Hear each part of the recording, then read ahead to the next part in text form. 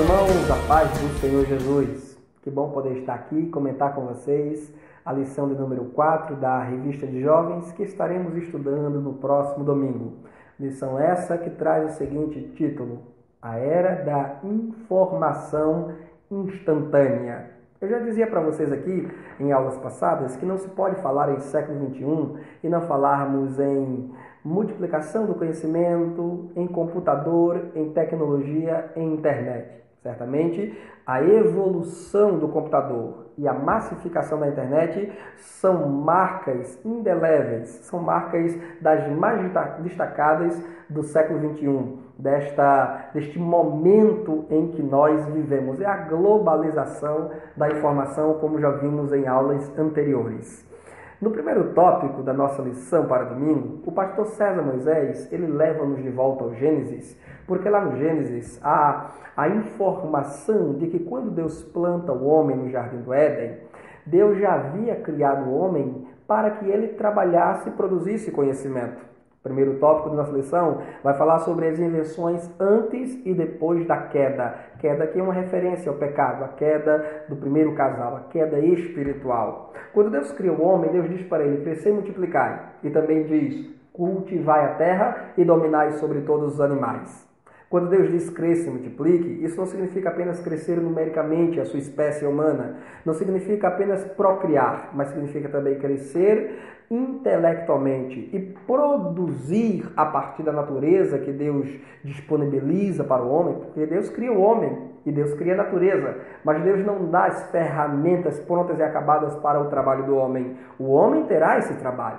O homem terá esse trabalho de produzir ferramentas, de produzir ciência, de produzir tecnologia, porque o homem foi criado à imagem e semelhança de Deus, com a capacidade de discernimento, com a capacidade crítica de julgar, de perceber as coisas, com a capacidade de gerenciar, de governar, de administrar. Professor, no próximo domingo, oriente os jovens da sua classe para que eles cessem as murmurações, para que cessem os praguejamentos. Quantos jovens que só saem de casa para o trabalho murmurando, amaldiçoando o patrão, amaldiçoando o emprego, porque acha que o trabalho é um fardo pesado, é um castigo de Deus sobre ele? Sim, de certo, existem trabalhos, ocupações e ocupações, mas Deus não pode ser jamais julgado, criticado, jamais o patrão ou o emprego ou o trabalho em si deve ser amaldiçoado por conta das fadigas desse jovem. Afinal de contas, o trabalho é sim uma ordem de Deus para o homem.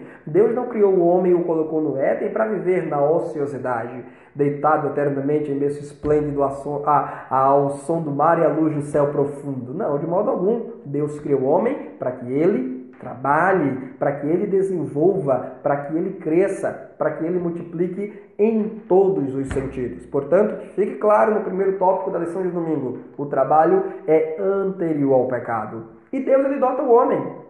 Deus ele dota o homem de inteligência criativa para produzir coisas, para criar, para moldar, para manipular a natureza, para transformá-la, para produzir ali materiais de conforto, de sustento para ele. O homem teria que construir casa, o homem teria que construir ali, interagindo com a natureza, meios para estar vivendo bem no Jardim do Éden. Não é verdade? Pois bem, nós vamos lá para Eclesiastes, capítulo 7, versículo 29, e nós vamos ver Salomão dizendo que Deus ele fez o homem reto, mas o homem foi quem buscou muitas astúcias.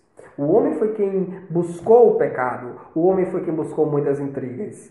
Portanto, aqui nesse primeiro tópico, nós temos invenções que afrontam a Deus e a arte divinamente inspirada. Sim, porque se de um lado nós vamos ter invenções, inteligência utilizada para o mal, vejam aí quantas ferramentas de guerra o homem tem criado, quantas armas para destruir a própria humanidade o homem tem criado, quantas coisas mais, né, o homem tem criado, a natureza que o homem tem deformado para a sua própria destruição. Ele usa inteligência, ele empenha esforço, ele trabalha, mas para quê? Para produzir o mal para si mesmo, para o próximo e para o mundo, para o meio ambiente em que ele vive. Mas existe a arte divinamente inspirada, que é aquela sabedoria, aquele conhecimento que Deus dá ao homem para produzir coisas boas, para o seu deleite, para o bem do próximo e para a glória de Deus. Por exemplo, o nosso texto bíblico da nossa lição vai nos apresentar um homem que foi dotado pelo Espírito Santo de Deus, um homem de nome Bezalel, foi dotado pelo Espírito de Deus com uma arte de desenhar, de esculpir, de construir,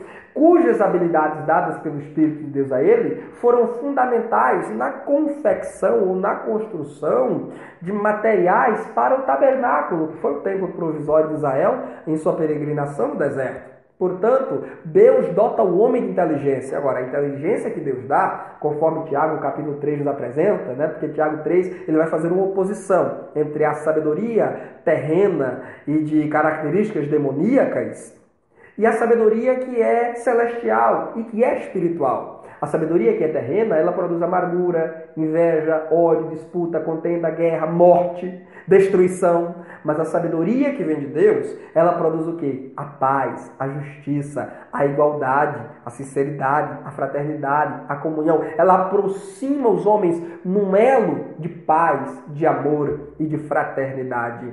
Portanto, a sabedoria que Deus dá é para o bem. E nós vamos ver na Bíblia Sagrada homens que foram dotados, além de Bezalel, homens que foram dotados por Deus com as mais diversas habilidades. Quer seja um Paulo no Novo Testamento para a confecção de tendas, quer seja um Davi no Antigo Testamento para a composição de hinos e para a música, porque Davi ele não era só um cantor, ele era compositor e também era músico, instrumentista, tocador de harpa. Veja que os demônios que possuíam Saul, eles eram expelidos, ainda que momentaneamente, ao toque, ao dedilhar da harpa ungida, do ungido doce cantor de Israel, que era Davi. Então Deus ele dota o homem com sabedoria, com inteligência nas mais diversas áreas do conhecimento humano. Veja, por exemplo, a literatura, a linguística, né? Nós temos aqui, olha, o livro mais importante de toda a história humana, o livro mais publicado, o livro mais vendido, o livro mais comentado e o livro disparadamente mais lido de toda a humanidade, a Bíblia Sagrada. E a Bíblia Sagrada, ela foi escrita pelo dedo de quem? Pelo dedo de Deus? Não, pelo dedo de homens. Homens, aproximadamente 40 autores, escreveram os 66 livros que nós dispomos hoje e através dos quais nós conhecemos a Cristo, conhecemos ao Senhor, o nosso Deus, né? E a Ele nos devotamos de todo o nosso coração. É através da Bíblia Sagrada, da inspiração, né? Theopneustos, é o sopro do Espírito de Deus no coração de aproximadamente 40 autores, cada um escrevendo do seu modo, cada um escrevendo com a medida de conhecimento que Deus lhes deu, cada um escrevendo com a sua arte, com a sua habilidade, né? Não vamos comparar a forma de escrita de Davi com a forma de escrita de Paulo, não vamos comparar a forma de escrita dos profetas do Antigo Testamento com a forma de escrita dos evangelistas do Novo Testamento. A cada um Deus deu uma habilidade para escrever. Então veja, hoje nós temos aqui o livro mais importante de toda a história humana, mas alguém precisou conhecer as línguas hebraica, o aramaico, o grego, para poder escrever esses livros originalmente. E outros precisaram ser dotados por Deus no conhecimento das mais diversas ciências seculares, a arqueologia, a história, linguística, para poder traduzir os originais para as nossas línguas. Né? Você, professor, tem um livro sagrado em suas mãos, que é o único livro digno de ser chamado de O Livro, é a Bíblia, é a biblioteca do Espírito Santo, como diria Thomas Watson, ou a religião verdadeira da Igreja de Cristo, como diria Charles Spurgeon. E você tem essa Bíblia em suas mãos, o aluno tem a Bíblia em suas mãos, mas ela não foi dada por um anjo prontinha, acabada, né, com estudos, nota de rodapé, referências cruzadas em língua portuguesa para a gente. Alguém precisou ter esse trabalho lá atrás. Alguém precisou estudar muito, se esmerar muito em teologia, em linguística, em gramática, em história, em arqueologia, para poder trazer essa Bíblia em nossas mãos. O que é isso? É a inteligência que procede de Deus. É a inteligência para o bem. E a Bíblia está chegando na língua do homem indígena, nas comunidades ribeirinhas, nas tribos perdidas na África, em tribos ainda de costumes primitivos na Ásia. A Bíblia está alcançando esses povos. E ainda existem muitos outros que precisam receber a Bíblia em suas línguas. Quem sabe, na sua sala, no próximo domingo, existe um jovem a quem Deus quer dotar de conhecimento linguístico para traduzir Bíblias para povos de outras línguas, aonde a Bíblia ainda não chegou, para escrever livros devocionais, compêndios teológicos, para povos que ainda necessitam muito de conhecer a Deus, de conhecer a palavra de Deus, ter um conhecimento a nível acadêmico, teológico, né? Pois bem, Deus ele dá essa inteligência, e a inteligência que Deus dá, como dizia Tiago, é todo dom perfeito e toda boa dádiva. Deus não dá coisas mais. Ele disse, Jeremias registrou, bem sei eu os pensamentos que tenho sobre vós, diz o Senhor, pensamentos de paz e não de mal, para vos dar o fim que desejais. Agora, o diabo ele enche o homem de maus desejos, de ambição, de cobiça. Ele perverte a vontade de Deus no coração do homem e acaba aqui da mente do homem fazendo um tramar planos e projetos dos mais terríveis para a sua própria perdição e para a destruição do seu próximo. Aqui, portanto, ainda nesse primeiro tópico, cabe pontuar que há uma diferença entre a sabedoria que glorifica a Deus e a sabedoria que é má e destrutiva. O que é sabedoria? É um conhecimento materializado em obras. E, lamentavelmente, o conhecimento que se materializa em obras, muitas vezes, é para a própria perdição do homem. Entretanto, no próximo domingo, nós precisaremos ter a cautela para não amaldiçoar, para não amaldiçoar as redes sociais, para não amaldiçoar a internet ou tratar o computador como a besta fera do nosso tempo presente. Porque é possível que essas coisas sejam utilizadas para o bem, como é possível que sejam utilizadas para o mal. Vai de quem está no uso delas. Veja, por exemplo, o Santos Dumont, o mineiro Santos Dumont, criador, um dos maiores, se não o maior inventor brasileiro. Ele cria os aviões, ele produz os aviões. Mas quando ele cria os aviões, quando ele produz os aviões, quando ele inventa os aviões, quando ele tem inteligência de produzir os aviões, ele está pensando no mal? Ele está pensando em usar aquilo para as guerras? Para a destruição da humanidade? Não. Mas o que acontece? Quando Santos Dumont começa a perceber que os aviões, invenção dele, por ele criado, estão agora começando a ser utilizados em táticas militares para a destruição de pessoas, ele entra em uma tão profunda depressão que a própria história registra. Ele dá cabo de sua própria vida. Ele comete suicídio. Ele se mata. Por quê? Porque ele vê que a criação dele, que não tinha intentos para o mal, senão para transporte de pessoas de carga, para aproximação, para encurtamento das distâncias entre os continentes, entre as pessoas, estava agora sendo utilizada para quê? Para o mal e para a perdição da raça humana. Então existem muitas coisas que foram criadas boas, mas que o homem, em sua maldade, que está no coração do homem, ele acaba pegando aquilo para o quê? Para o mal. Por exemplo, existem coisas que têm pontos positivos e pontos negativos. Inclusive esta era da informação instantânea que nós estamos vivendo. Alguns pontos positivos, por exemplo, desta era da informação instantânea. Informação globalizada, disponível para todo mundo. Troca de conhecimento. Você vai lá no Google, tem dúvida sobre alguma coisa, tá passando mal, tá sentindo alguns sintomas, quer saber qual é o medicamento certo? Vai lá no Google, posta sua dúvida, você vai encontrar ali orientações, que medicação tomar, que médico procurar, Você tem alguma dúvida teológica, você tem os grupos nas redes sociais, você tem o WhatsApp, você tem aí a informação rápida nos blogs com grandes escritores, teólogos e amigos mesmo, estudantes da Palavra de Deus que se ajudam, que tiram essas dúvidas e dúvidas das mais diversas ordens. Você quer fazer um trabalho escolar, você quer fazer um artigo acadêmico, você vai na internet e existe um apanhado de outros artigos e materiais que já foram produzidos por gente anterior a você e que podem servir como respaldo, como subsídio. Então veja aqui, a internet ou esta era da informação instantânea, ela tem os seus pontos positivos. Conhecer pessoas, rever amigos, rever parentes, ter um contato a um custo muito mais barato. Antigamente você precisava ir para um orelhão com aquelas fichazinhas e gastava muito para poder falar com um amigo de São Paulo e Rio de Janeiro e corre menino, compra ficha, depois vem os cartões, os cartões magnéticos, mas também aí já começa a cair em desuso. Por quê? Porque hoje tudo se facilita. Você pode conversar com as pessoas como eu estou agora conversando com você, enxergando o rosto dela, ouvindo-a nitidamente, e isso em tempo real. Então, a informação instantânea, a era da informação instantânea que nós vivemos, ela tem os seus pontos positivos. Quantos jovens que têm trabalhado na internet e ganhado um bom dinheiro, vendendo produtos nas redes sociais, montou um comércio eletrônico virtual e está vivendo razoavelmente bem. Então, quem sabe utilizar para o bem, né? Quem sabe tirar do baú do seu coração coisas boas, das coisas boas irá desfrutar. Mas quem retira o mal, por exemplo, pontos negativos desta era da informação,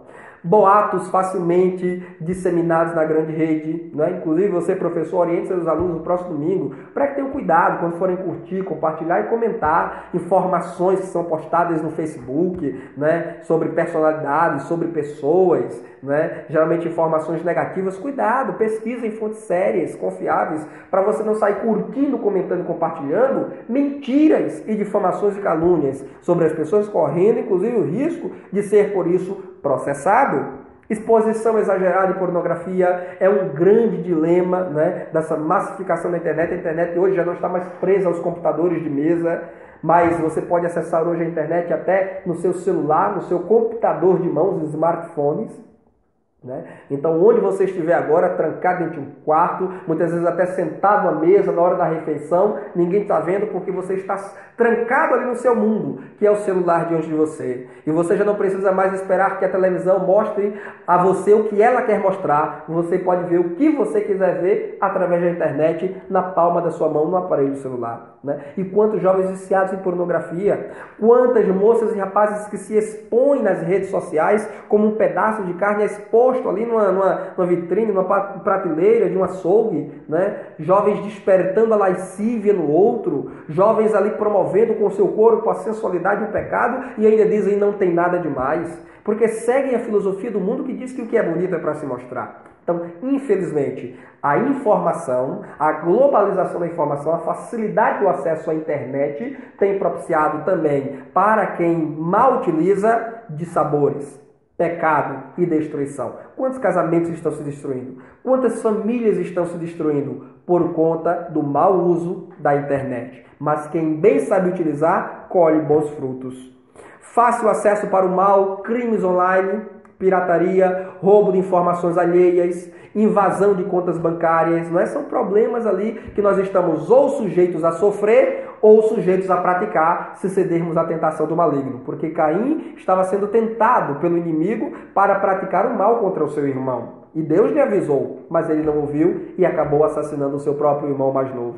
E sem falar do vício, né? O vício é o grande problema. Quando é que se percebe que um jovem está viciado nos brinquedos tecnológicos, na internet, no computador? Quando ele deixa de comer, quando ele deixa de realizar suas atividades escolares ou acadêmicas da universidade, quando ele deixa e perde os bons momentos de confraternização em família, quando ele deixa de conversar com o pai, com a mãe, com os irmãos, porque ele está fechado em seu mundo, enclausurado em seu mundo, ali se percebem indícios de que ele está tornando-se um jovem oprimido pelas redes sociais, oprimidos pelo computador, pela internet, oprimido, feito um escravo desta era da informação. Aí é necessário tratá-lo. Tratá-lo com amor, com conselho, com exortação, com oração e, sobretudo, com a bendita palavra de Deus. Muito bem, então nós chegamos com isso no segundo tópico da nossa lição, que vai falar sobre o consumismo tecnológico. No segundo tópico, sobre o consumismo tecnológico, o pastor César Moisés ele comenta a quase ilimitada capacidade humana de projetar invenções. De fato, né?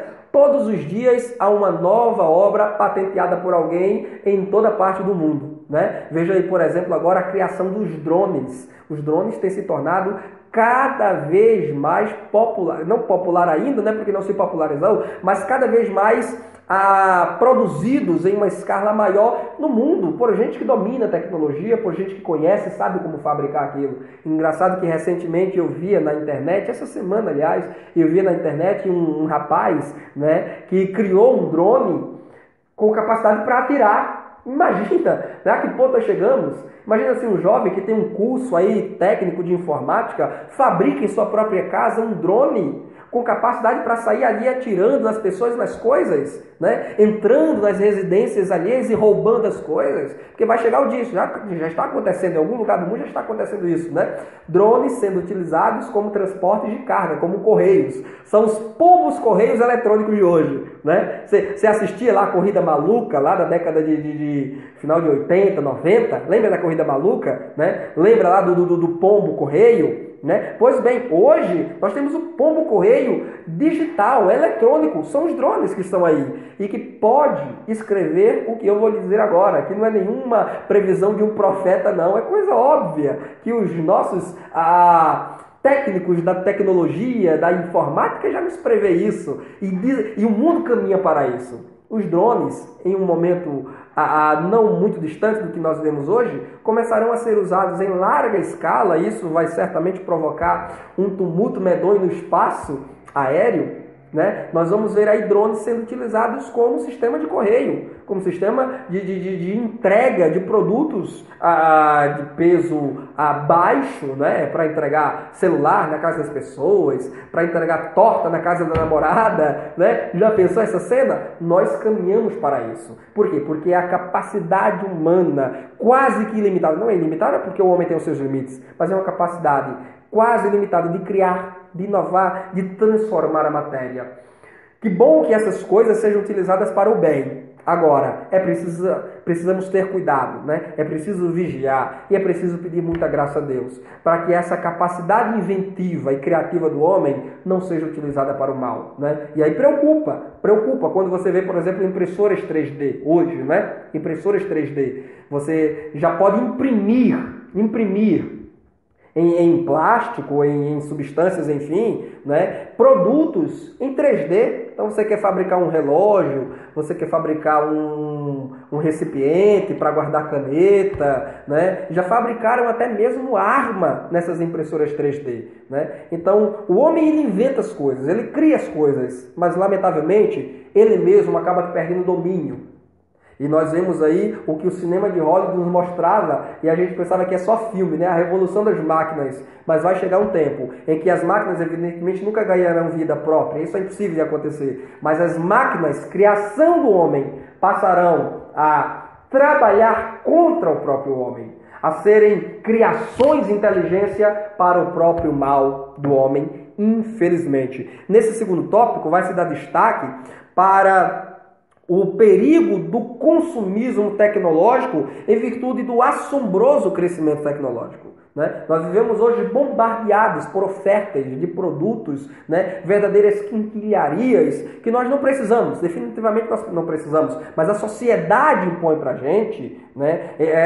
Esse aculturamento, né? Essa noção de que nós precisamos, essa ideia de que nós precisamos ter esses objetos e essas coisas. E aí nós vamos lá, compramos, consumimos, né? Nós temos um celular, né? Que já nos serve, já atende às nossas necessidades, mas aí rapidamente há um lançamento de outro celular. Muitas vezes as configurações são muito semelhantes, uma coisa aqui ou outra que se difere de um aparelho celular para outro, né? Mas a gente acha que porque é novo, porque tem uma numeração maior, a gente tem que comprar.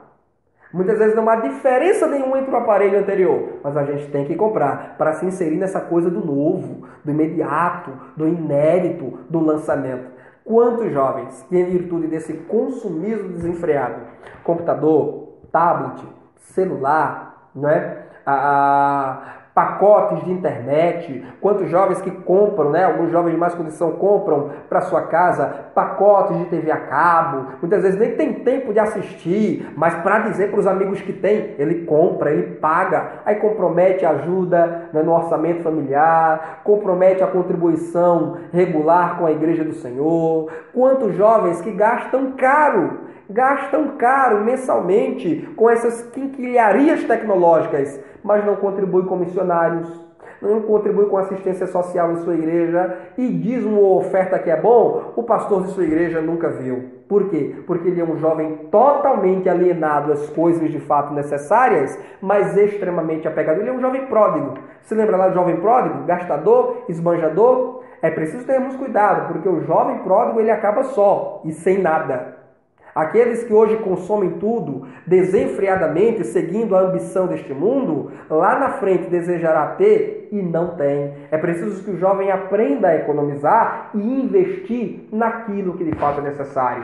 O jovem pródigo, ele acabou pagando um preço caríssimo para aprender que aquilo que é da família precisa ser honrado, precisa ser tratado bem, que é preciso ter administração, que amigos verdadeiros não são aqueles que chegam para consumir o que é nosso, mas nos orientam, nos aconselham a economizar e a investir em coisas, em bens duráveis, em coisas de valor de fato. Né? Quantos jovens que querem casar, até pedem oração para Deus mandar a varoa, mas apesar de trabalharem e ganharem bem, não tem qualquer economia. Não tem qualquer economia de nada. Só gastam com coisas supérfluas, com bens de pouca duração, que foram feitos porque a tecnologia hoje ela é fabricada para durar pouco, né? Porque daqui a pouco vem algo novo, algo inédito, e esse jovem vai deixar o que para ele é velho, que não é velho, mas a mídia diz para ele que é velho, para adquirir o novo e assim acumular dívidas cada vez maiores. Não são poucos os jovens. Não são poucos os jovens que estão com o seu nome nos programas de restrição ao crédito, SPC, Serasa, enfim. Por quê? Porque não souberam refrear os impulsos para o consumismo. Não souberam administrar, ter a mordomia dos bens e seguiram os passos do filho pródigo. Acabarão como ele.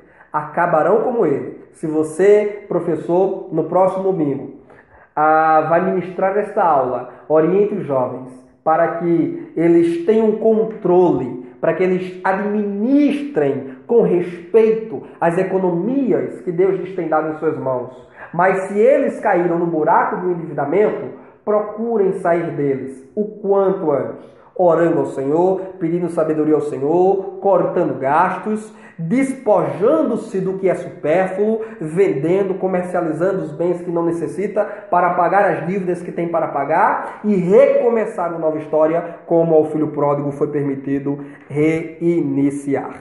Nesse segundo tópico ainda, eu friso aqui a questão da invasão de produtos pirateados, né? Quantos produtos nós recebemos aí, né? Réplicas, né? Você não pode comprar um celular sofisticado de última geração, mas você vai lá nos camelôs, você vai lá no mercado público e você encontra uma réplica daquele produto. E aí você adquire produto que não tem nota fiscal, acaba contribuindo com o crime organizado, né? Acaba contribuindo com a pirataria, que é o roubo da propriedade alheia. Você não pode entrar nesse esquema, né? Se você é contra o roubo neste mundo, assaltos, violência, sequestro, então você não pode, de forma indireta, concordar com esse tipo de crime e cooperar com esse tipo de crime, enquanto você consome exacerbadamente produtos sem nota fiscal e produtos pirateados, em nome do consumismo, em nome da apropriação de tecnologia.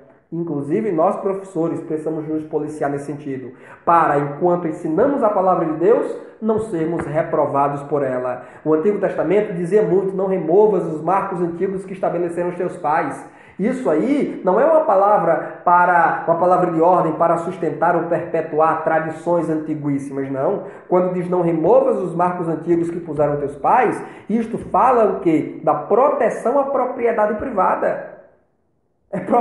Propriedade privada é disso que está falando. Respeite o espaço do outro. Não invada o terreno do outro. Não invada a casa do outro. Não roube 1 metro de terreno do outro, porque é do outro. O que é seu é seu. A porção que Deus lhe deu, fruto do seu trabalho e da bênção de Deus em sua vida, é seu. E o que ao outro foi dado é do outro. Assim, este princípio da preservação à propriedade privada é válida para a questão dos bens, né? Os bens de consumo, né? Esses bens aí que nós compramos para o nosso dia a dia. Preciso ter cuidado, investigar, né? Se eu posso comprar um produto legal, em que é pago os impostos devidamente, que tem a nota fiscal, que eu conheço a procedência, embora que é um preço mais caro, eu vou pagar, mas vou pagar o que é justo. Veja, Tiago dizia, a sabedoria que vem do alto, ela promove a justiça. Então eu vou pagar o preço justo por aquilo. É melhor do que pagar um preço injusto pelo que foi roubado, furtado ou tomado indevidamente do próximo. Jovem cristão, é preciso ter cuidado para não se deixar seduzir pelos brinquedinhos tecnológicos, né?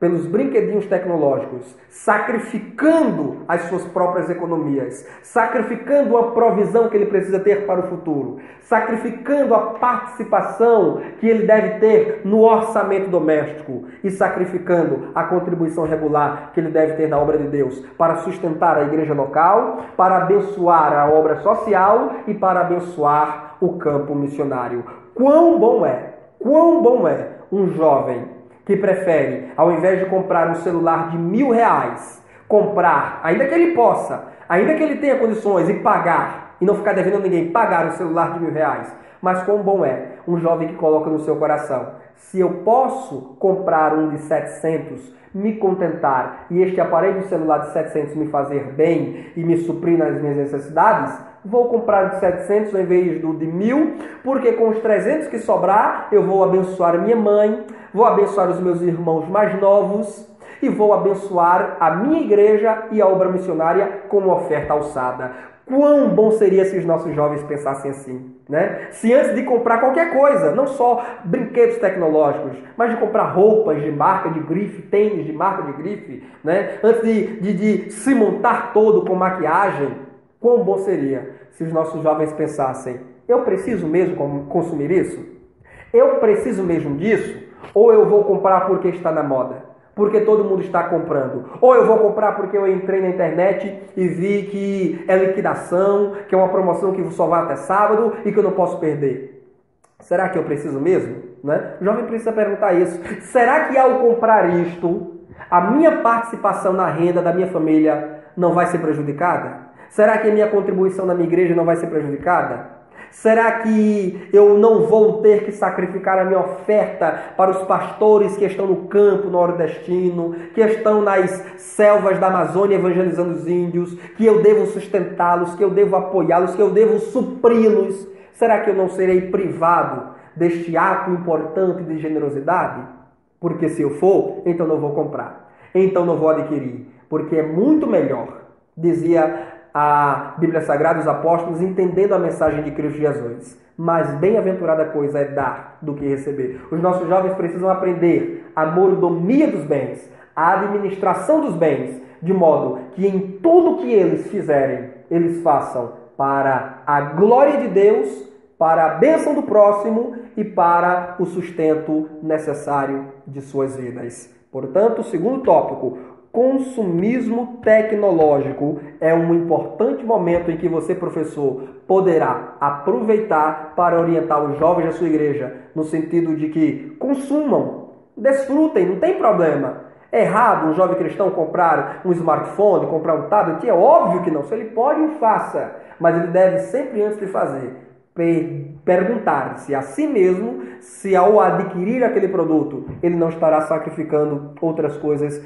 tão importantes para a sua vida. Diz o hino da harpa cristã: passarinhos, belas flores, querem me encantar. Isso tudo, né? Isso tudo aí em nossa volta, muitas dessas coisas, são coisas que não agregam nada à nossa vida. Só estão aí para nos promover um entretenimento pernicioso, perigoso, fútil e banal. Quando Deus tem coisas lindas para entregar em nossas mãos. Quantos jovens que nunca compraram um livro? Quantos jovens que nunca compraram uma Bíblia de estudo? Quantos jovens que não se preocupam em investir no curso de canto, de música, em um curso de teologia, mas gastam altas somas de dinheiro com brinquedos tecnológicos? Para quê? Para ficar viciado o tempo inteiro, para se distanciar da família, para se fechar no seu mundinho fútil e acabar ali um jovem verdadeiramente alienado do mundo em sua volta e muito mais alienado das coisas de Deus. Tacanho, fraco, tímido, fútil e banal é um jovem que substitui as coisas de fato essenciais pelas coisas triviais da vida. Que no próximo domingo o Espírito Santo nos oriente e nos ensine a usufruirmos com responsabilidade e com respeito a essas coisas. Terceiro tópico vai nos falar sobre a manipulação midiática. Primeira coisa que o pastor César Moisés vai falar nesse ponto é sobre o analfabetismo digital. Né? Quando eu li analfabetismo digital aqui, eu confesso que eu me preocupei com muitos professores, né? Porque nós temos muitos bons professores, de um coração muito generoso da nossa Igreja Assembleia de Deus em todo o Brasil, que se disponibiliza generosamente para ensinar na escola dominical e que estão ensinando aos jovens, mas que vivem um verdadeiro analfabetismo digital, né? Que vivem, e nós não vamos criticá-los, nós não vamos julgar, né? O jovem ele não deve, o jovem ele ri, né? Quando o pai e a mãe erram o nome de uma rede social, quando erra o nome de um site, de um objeto tecnológico, enfim. Mas o jovem, nós precisamos entender que a era digital é a nossa era, é a era da nossa geração, não é a era dos nossos pais. Não é a geração dos nossos pais. Sim, os nossos pais nasceram, viveram, já existia televisão, rádio, mas o computador não existia. E se existia, não era tão popular como é em nossa geração.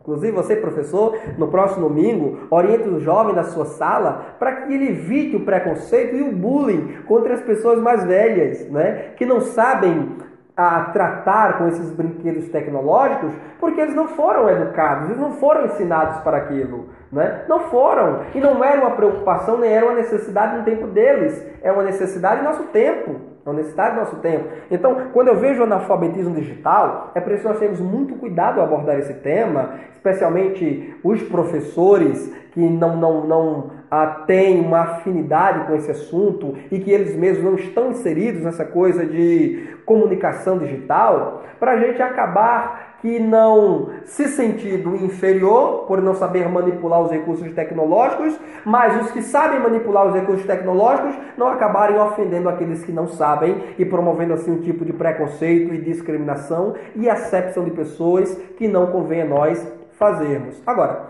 fato é que hoje, isso é fato, inegável, que hoje, aqueles que não se alfabetizarem digitalmente, eles estarão em desvantagem, no sentido de ter a informação, de ter o conhecimento imediato sobre as coisas que estão em sua volta, né? Sobre as coisas que estão em sua volta. Evidentemente que muitos dos nossos pais, tios e avós não dominam a tecnologia, mas têm um conhecimento e experiência de vida muito mais do que nós para nos ensinar e nos dar aula, né? Porque foram bons leitores da vida e bons leitores de livros, coisa que hoje muitos jovens não fazem em nome da tecnologia, né? Quantos hoje que desmontam o computador e montam novamente, mas nunca leram um livro na vida, ao passo que o pai, a mãe, o tio, a tia leram vários, dezenas e centenas deles, né? Então, ao passo em que hoje nós temos a alfabetização digital, nós temos, por outro lado, a alfabetização, o analfabetismo funcional, né? O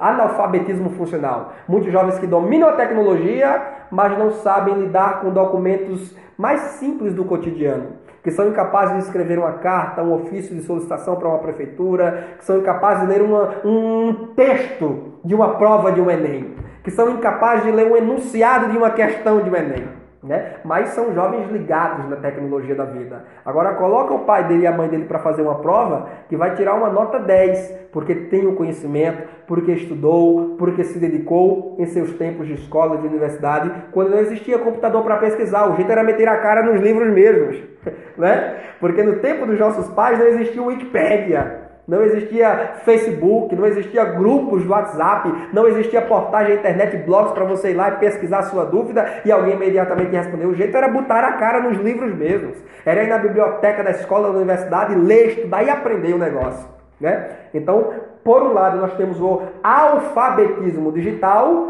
mas em contraposição, analfabetismo funcional. Ao passo em que os nossos pais, muitos deles, né, se formaram nas academias da vida e têm uma experiência de vida e têm uma cultura que não é uma cultura digital, mas é uma cultura que é muito mais útil para a construção de uma sociedade do que o saber que muitos jovens hoje possuem.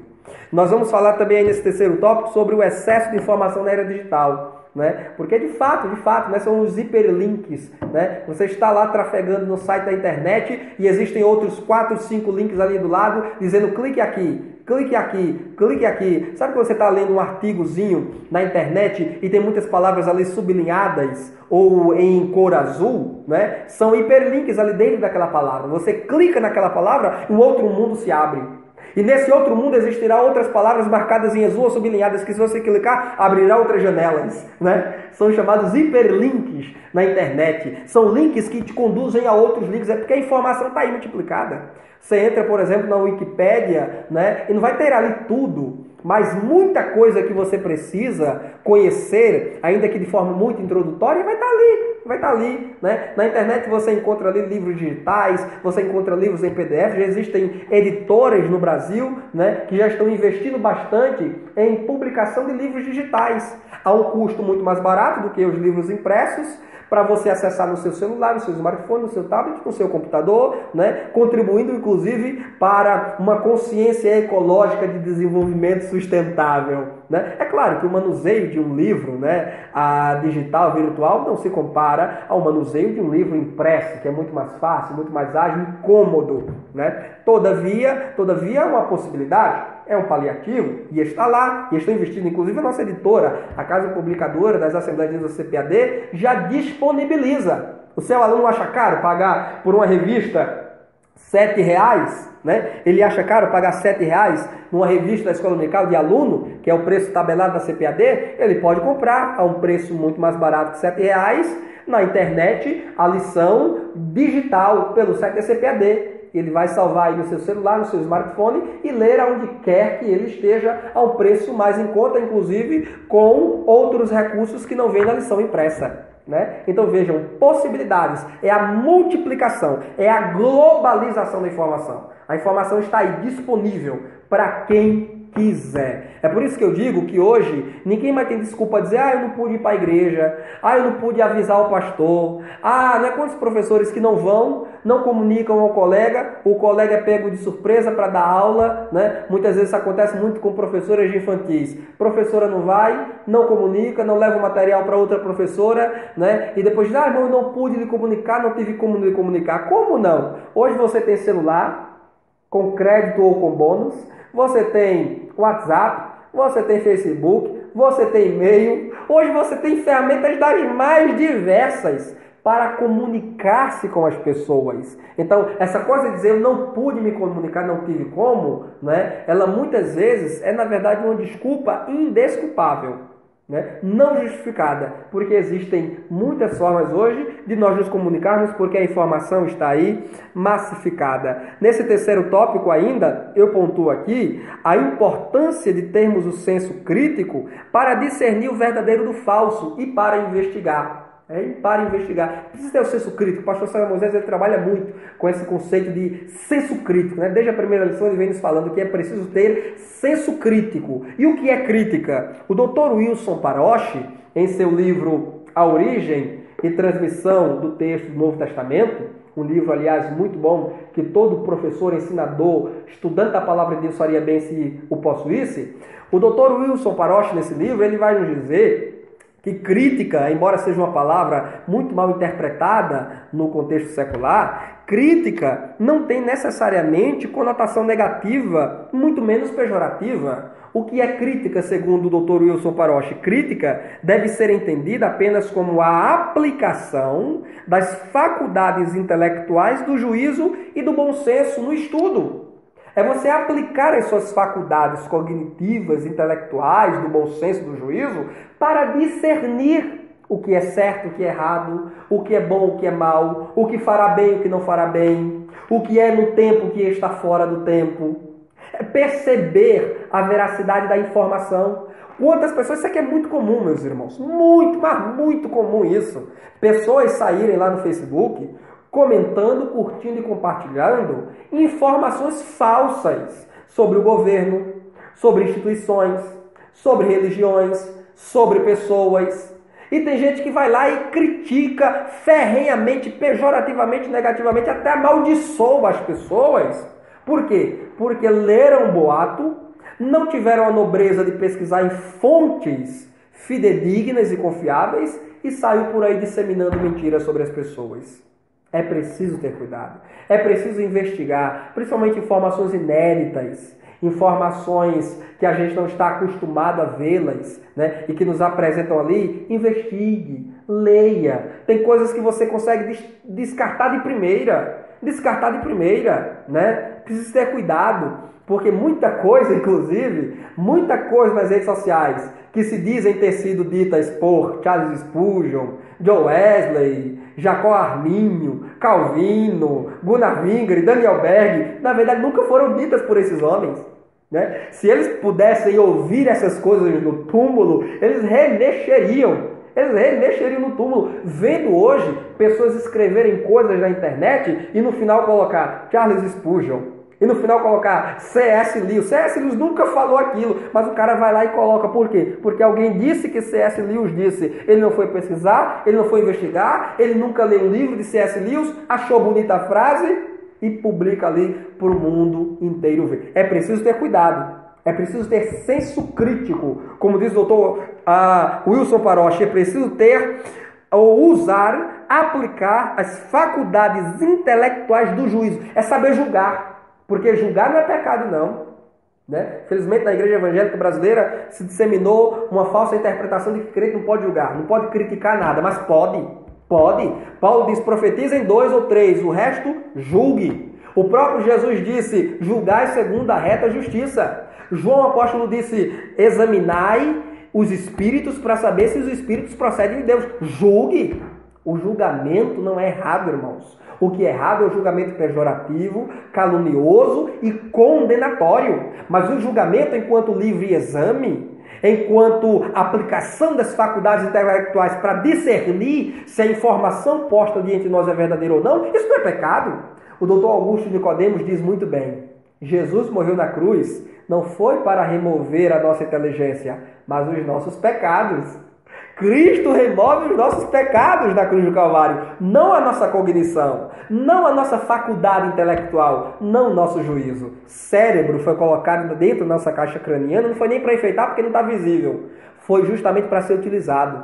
O jovem cristão, ele precisa pensar, raciocinar, porque a fé não é oposta à razão. A fé cristã é oposta ao racionalismo. E racionalismo é outra coisa, é uma corrente filosófica que busca negar a Deus, que busca negar a experiência com o divino, com o sagrado, que trata a Bíblia como um verdadeiro apanhado de mitos, que nega a fé. Racionalismo é isso. Agora, a racionalidade é a capacidade de examinar, de julgar, é o uso da cognição, da inteligência que Deus deu ao homem, que Deus plantou no cérebro do homem.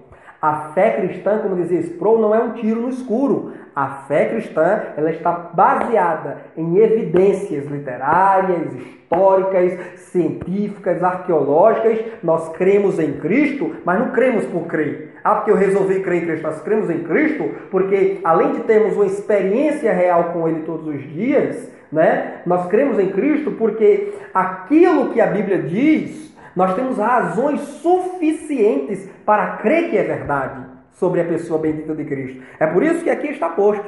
O jovem cristão, ele precisa ter o senso crítico para não deixar-se ser amoldado por este aculturamento que a globalização da informação quer causar sobre nós. É preciso ter cuidado, é preciso ter o discernimento para não deixar que os jornais, que a mídia, né, que os portais da internet, que os blogs da vida dite o meu pensamento, a minha forma de pensar, de agir, de ser e me comportar. Quantos jovens cristãos facilmente arrastados pelas modinhas das redes sociais? O que ele vê um artista fazendo, ele vai lá e faz.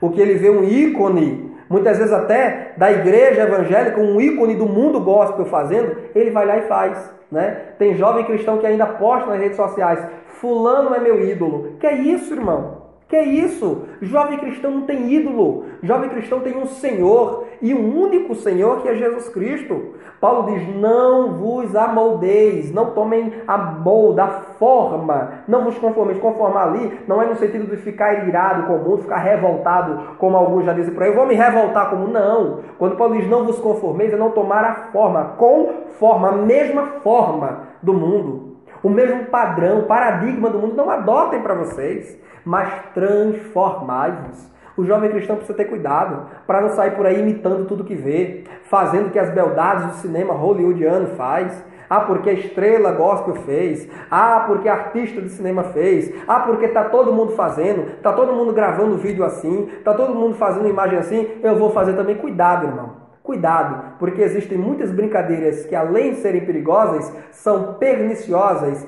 e danosas para o caráter cristão e para a fé de um verdadeiro servo do Senhor. Portanto, terceiro tópico, a manipulação midiática. O jovem cristão que está alfabetizado no mundo digital, o jovem cristão que está alfabetizado na Bíblia Sagrada e o jovem cristão que tem maturidade na vida, ele saberá não se deixar ser um fantoche manipulável pela mídia.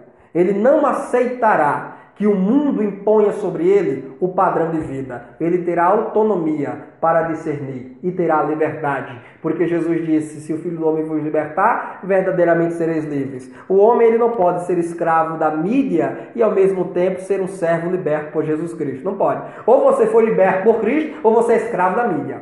E tem muito jovem vivendo a escravidão da mídia. A mídia impõe um padrão de roupa, um padrão de maquiagem, um padrão de linguagem. Quantos jovens falando sotaques, palavras, expressões, porque todo mundo nas redes sociais estão falando. Todo mundo está falando.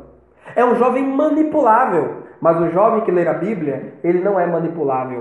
Bem-aventurado o varão que não anda segundo o conselho dos ímpios, não se detém no caminho dos pecadores, nem se assenta na roda dos escarnecedores. Antes o seu prazer está onde? Na lei do Senhor. E na sua lei medita de dia e de noite, porque ele será como uma árvore plantada junto ao ribeiro de águas, dá o seu fruto na estação própria, suas folhas nunca caem e tudo quanto ele fizer prosperará. Triste. Triste é um jovem que é manipulado pela mídia.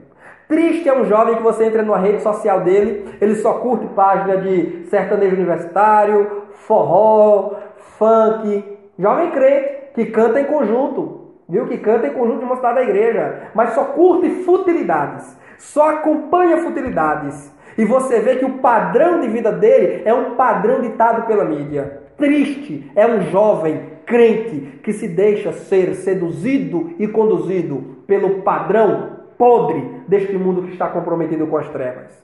Agora, a coisa boa é quando o jovem cristão se inspira na palavra de Deus. Quando ele se inspira numa Esté, numa Débora, numa Maria, mãe de Jesus, num Davi, num Josué, num Timóteo. Porque aqui nós temos os referenciais. Aqui nós temos, na palavra de Deus, nós temos paradigmas para os nossos jovens seguirem. Paulo disse, sede meus imitadores, como eu sou imitador de Cristo. Um homem que imita Cristo, ele pode dizer, me imitem também. Somente um homem que é imitador de Cristo pode dizer, me imitem também. Somente Pedro e João, a porta do templo formosa, a porta formosa do templo de Jerusalém, podiam dizer ao paralítico que vinha sendo trazido para mendigar, olhai para nós. Será que o jovem na sua classe no próximo domingo pode dizer para um ímpio e incrédulo lá fora, olhe para mim? Olhe para mim, para a minha conduta, para o meu comportamento, para o que eu tenho feito? Será que ele pode dizer? Né? Será que ele pode dizer? É bom que o jovem cristão, como disse Paulo a Timóteo, ninguém despreze a sua mocidade, mas seja exemplo dos fiéis. Boa coisa é quando o jovem ele se coloca como exemplo de boas obras, como Spurgeon se colocou, como Lutero se colocou, como Wesley se colocou, como Francis Jane Crosby se colocou, como Daniel Berg e Gunnar Wingren se colocaram, como a Frida Wingren se colocou, como santas mulheres de Deus que a história registra os seus nomes se colocaram. Né? Os nossos jovens precisam não seguir os padrões ditados pela mídia, mas seguir o padrão ditado pela palavra de Deus e enxergar a grande nuvem de testemunhas em sua volta, de verdadeiros heróis da fé, que deixaram um grande legado para nós seguirmos também. E por fim, então, chegamos no tópico do número 4.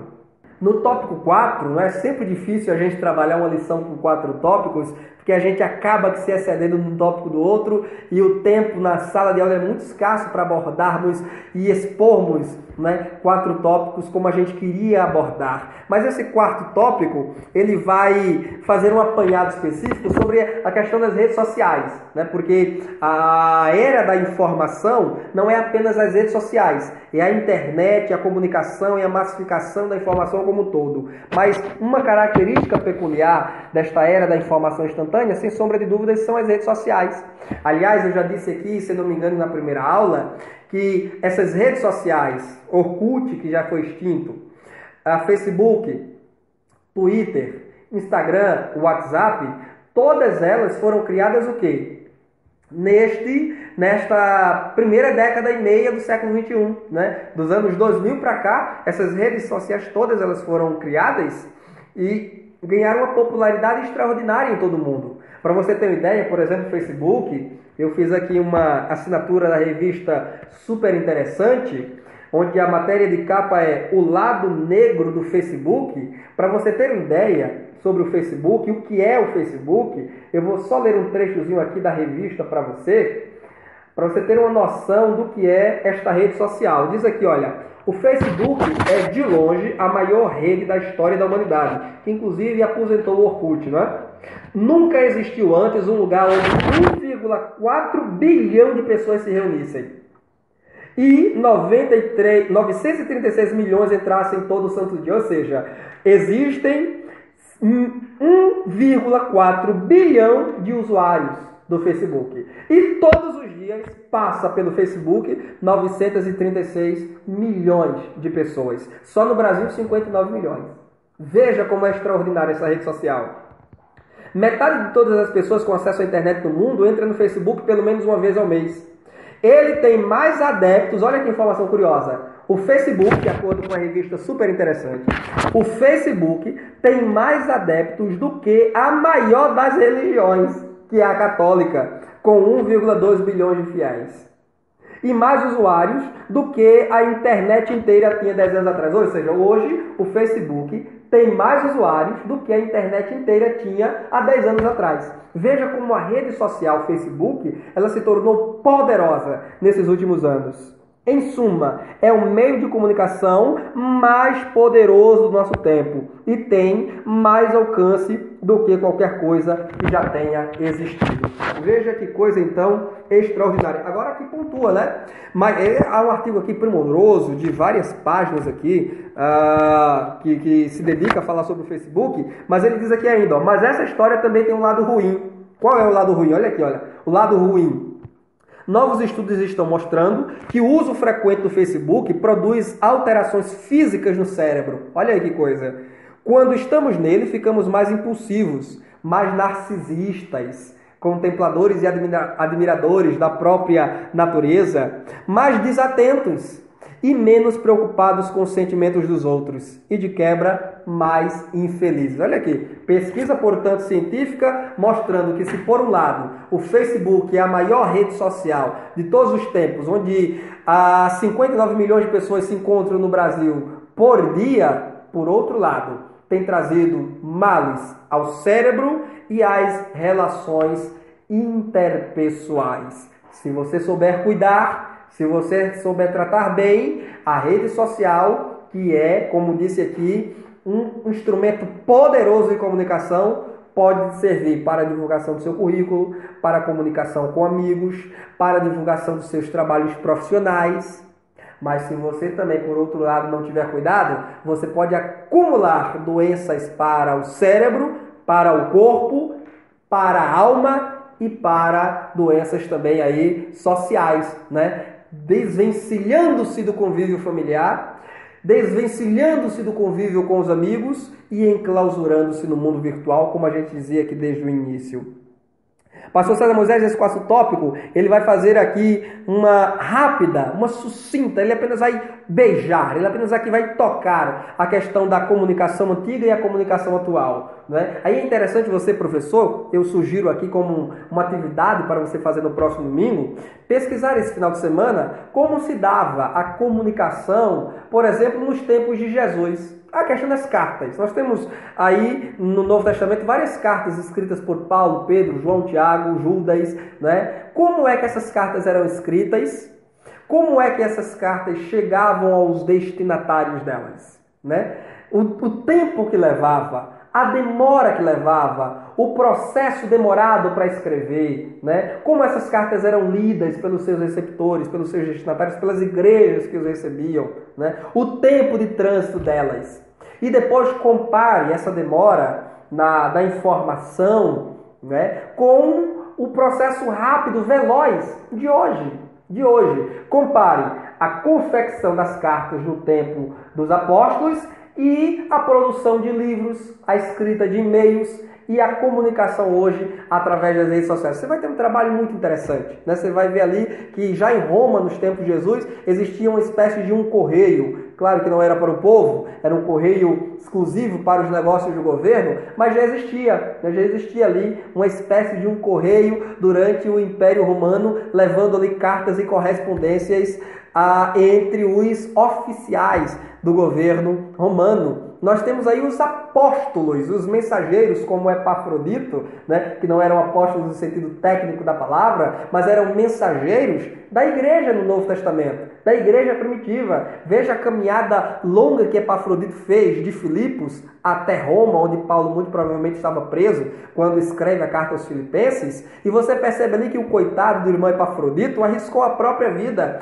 chegando a adoecer e quase morrer, para levar a oferta que a igreja de Filipos tinha mandado para Paulo e para trazer de Paulo a carta à igreja de Filipos. Era um processo demorado, né? Louvado seja Deus pela invenção da imprensa, através de Johannes Gutenberg, já agora em século XVII, se não me engano no século XV, século XVI, Johannes Gutenberg inventa a imprensa, o que torna muito mais fácil e ágil a publicação em massa de livros, de jornais, inclusive favoreceu bastante a popularização da Bíblia na época da Reforma Protestante, quando Lutero, valendo-se da imprensa de Gutenberg, colocou a Bíblia em alemão na mão dos seus contemporâneos e dos seus conterrâneos. A imprensa de Gutenberg facilitou. Isto foi uma verdadeira revolução no mundo, né? Foi uma verdadeira revolução em termos de literatura no mundo. Foi a invenção da imprensa que propiciou a publicação maciça de livros